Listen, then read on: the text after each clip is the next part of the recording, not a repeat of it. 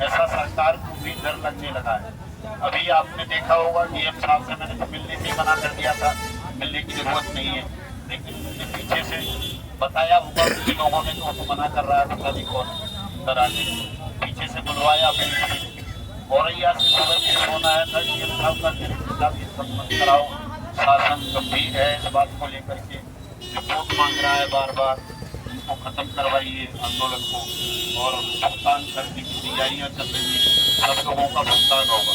आपके डीएम साहब ने तो 3 दिन तक आया है, आदेश कर दिया है मुझे 3 दिन में तमाम आपके आवेदनों पर नोटिफिकेशन पड़ेगा और आपका पेमेंट कराएं।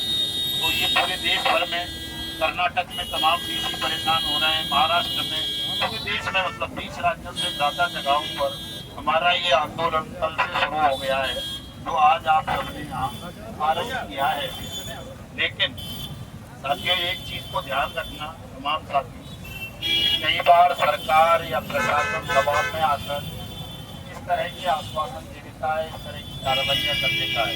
यदि हम 50 लोग गए थे, तुरंत डीएम साहब ने बताया, सब साथ में आदेश कर, पता चला कल आप सब चले गए, अकेले कमरे बाबू जा रहे हैं और इनको मिलने में भी मेरा कोई भूल गया कि मैंने 3 दिन पहले जो है ऐसे आदेश कर दिए थे।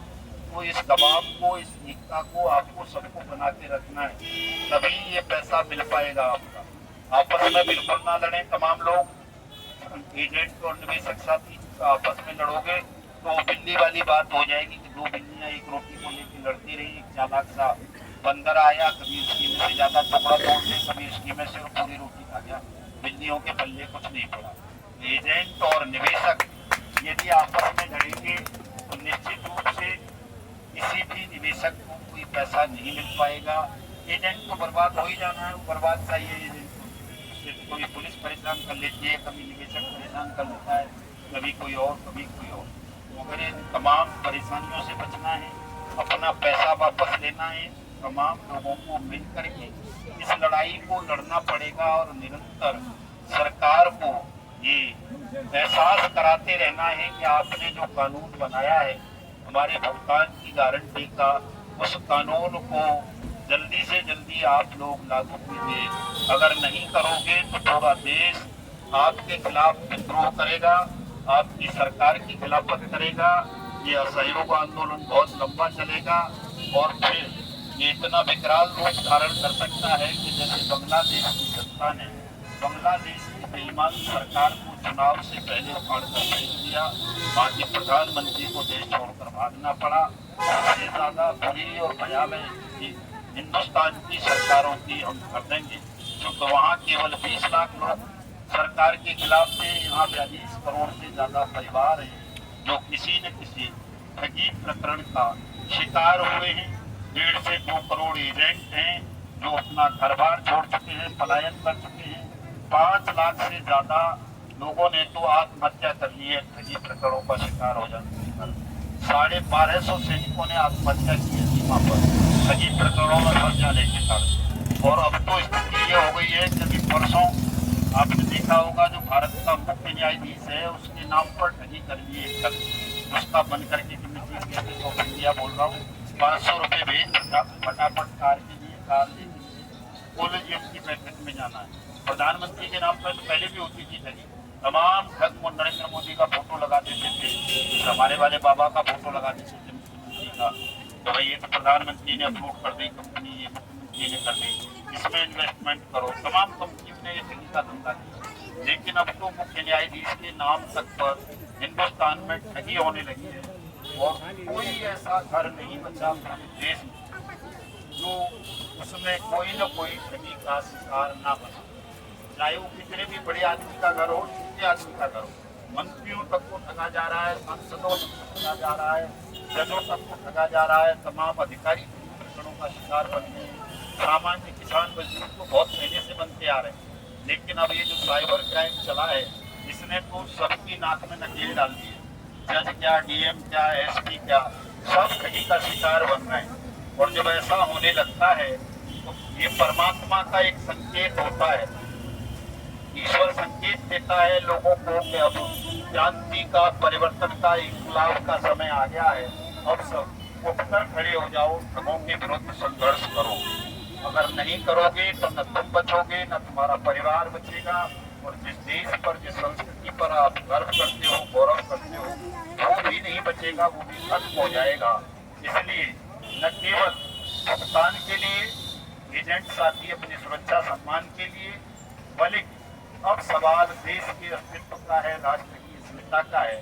ठगों की प्रबलता इतनी बढ़ गई है कि अगर हम सोते रहे, चुपचाप इन ठगों को देखते रहे, उन्नति जैसी ठग कंपनीज के झमेलों में फंसे रहे, बार बार लोगों को प्लान बेचते रहे, तो साथियों कल राष्ट्र भी नहीं बचेगा, ठगों का पूरी तरह से गुलाम हो जाएगा। और ठग सब विजय माल्या की तरह, नीरव मोदी की तरह, चौकसी की तरह और इसकी तरह, ये सुब्रत राय भाग्य है मरा नहीं है, वो सहारा वाला उसकी तरह और कई ठग हुए जैसे भाग गए देश छोड़ छोड़ के आप लोगों का पैसा, वैसे दुर्गम और बुरे हालात हमारे देश के हो जाएंगे।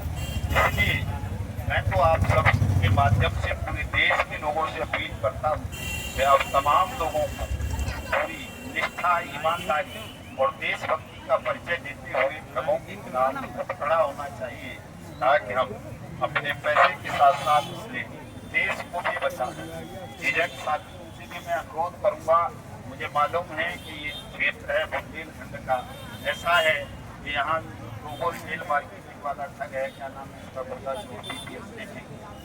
है, उसने एक नई कंपनी बनाई है उन्नति के नाम से। कुछ साथी अब 12 से लोगों को उन्नति के जमेले में बता रहे हैं। साथियों में बताना चाहता हूँ कि अब जो नया कानून आया है भारतीय न्याय संहिता 2023, उसकी एक धारा है 111 और ये 1 जुलाई से लागू हो गई है। जो भी लोग इस तरह की कंपनी में काम करेंगे और गलती से वो पकड़े गए, उनके खिलाफ मुकदमा दर्ज हो गया तो सजाए मौत का प्रोविजन, फांसी की सजा का प्रावधान कर दिया गया है। एजेंटों के लिए भी, ठग कंपनी और क्रेडिट कोऑपरेटिव सोसाइटी चलाने वालों के तो इस घृणित काम से बचें। कुछ दिन मेहनत करने की आदत डालोगे तो बढ़ जाएगी। मेहनत करके खाया कमाया जा सकता है, परिवार पालन किया जा सकता है। इस काम को बिल्कुल छोड़ने पर आपके साथ साथ अपने जीवन को संकट में डालने के साथ साथ आप अपने परिवार के जीवन को भी संकट में डालेंगे। कोई साथी ऐसी किसी भी कोई ग्रामीण वाली कंपनी में काम ना करे, चाहे भले वो प्रोडक्ट बेस्ड हो, इंश्योरेंस रोजगार बेस्ड हो या कुछ और काम करती हो, जिनके झांसों जमीनों में आने की आवश्यकता नहीं है, बल्कि आप मुकदमे दर्ज कराइए, अपने भुगतान के आवेदन दाखिल करो ताकि आपका पैसा मिल जाए, आपका मुद्दा मिल जाए।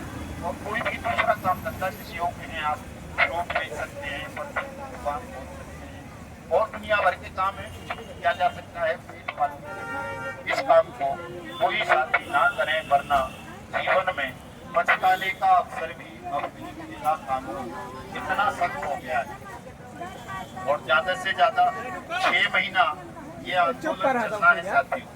सरकार को सद्बुद्धि आ जाए, बहुत अच्छी बात है। आज शाम तक कोई शुभ संदेश आ सकता है, ऐसी उम्मीद है कि शाम तक सरकार की तरफ से कोई न कोई संदेश हमारे आंदोलन को लेकर के मिल सकता है।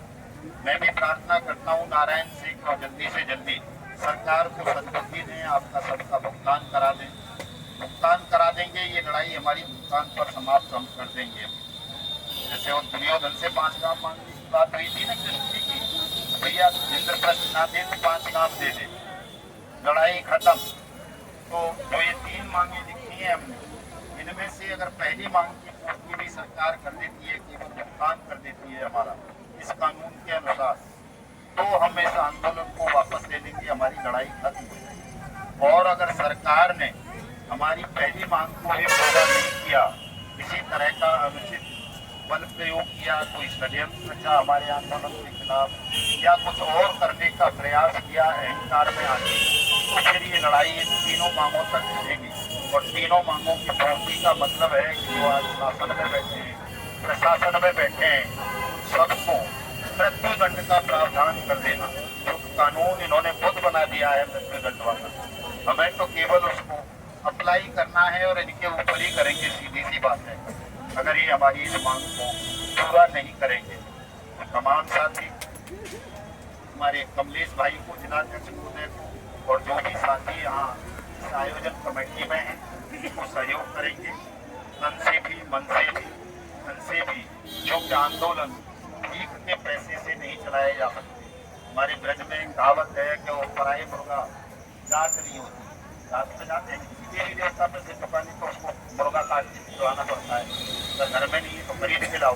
किसी के से मांग खाओगे तो वो देवता मंजूर नहीं करता उसको मुर्गे।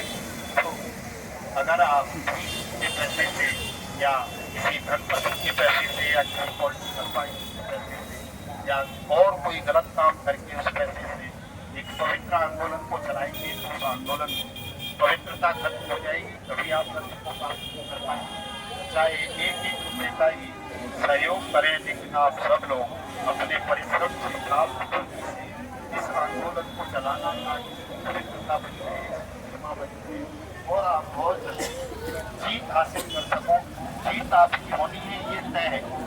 3 चीजें हैं साथियों। पहली बात, सत्य दुनिया में कभी नहीं बढ़ता, कभी नहीं आता। आज की लड़ाई भी सत्य की है, न्यायपूर्ण है, विधि सम्मत है। और अगर इतना सब होने के बाद आप हार गए तो फिर सत्य का खत्म हो जाएगा, परमात्मा का खत्म हो जाएगा। दुनिया में कोई ईश्वर पर भी भरोसा नहीं करेगा। इसलिए ईश्वर का अस्तित्व कभी खत्म नहीं होता है, सत्य कभी बढ़ता नहीं है। न्याय देर से मिलेगा, मिलता जरूर है, प्रत्येक व्यक्ति को मिलता है जो भी न्याय की मांग करता है। तो आपकी लड़ाई तमाम पैमानों पर खरीद करती है। इसकी कोई साथी ये भाव में मन में मत लाना कि साहब हम हार जाएंगे, हमारा पैसा नहीं मिलेगा, हमें सुरक्षा नहीं मिलेगी। ऐसा नहीं है, ये होगा, सारे काम होंगे।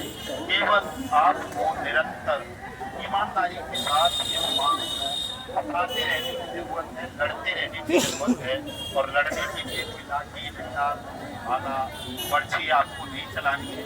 केवल सत्याग्रह के माध्यम से, हिंसा के माध्यम से लगातार अपनी मांग उठाते रहना है।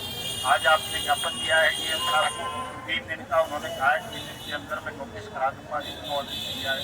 3 दिन बाद जाकर के फिर मिल लेना, चौथे दिन पर तमाम साथी जाकर साहब आप 2 अक्टूबर को आए थे, आपने कहा था, हम तो वहीं बैठे हुए हैं, ये मैंने बता ही दिया था आपने, कोई 1.5 लाख लगातार रहेंगे आप।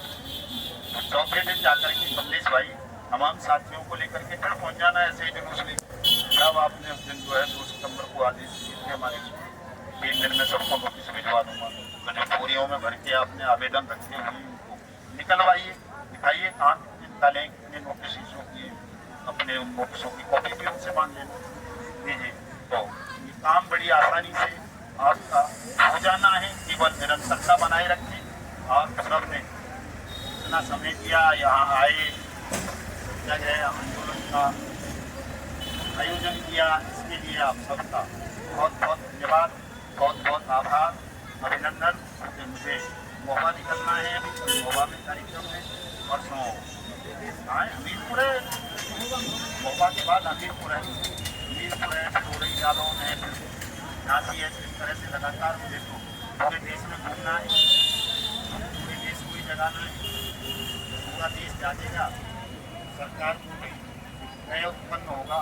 11 अक्टूबर तक 10-20 से आगे एक घेर लेंगे, पूरी हालत कर देंगे, जल्दी आपका काम हो जाएगा। इसलिए हमारा इस यात्रा में भी आप तमाम लोग सहयोग करेंगे ताकि पूरे देश तक जाए। गांधी जी हमारे जीवित रहें, जैसा कि उन्होंने संकल्प लिया है। 2 अक्टूबर को आमरण अनशन पर बैठ जाएंगे सब। तो मैं समझता हूँ 48 घंटे से ज़्यादा तो वो कलंक हमारे और आपके सबके मसले को बता दें कि हमने बुजुर्ग व्यक्ति को हथियार बना लिया था अपनी लड़ाई दिन से हमें नहीं चाहना है। हम कोशिश करेंगे कि वो दिन ना आए, बापू को आमरण अनशन पर बैठना पड़े। इससे पहले हम इस लड़ाई को जीतने का लक्ष्य लेकर के चल रहे हैं। आप सबका बहुत बहुत धन्यवाद।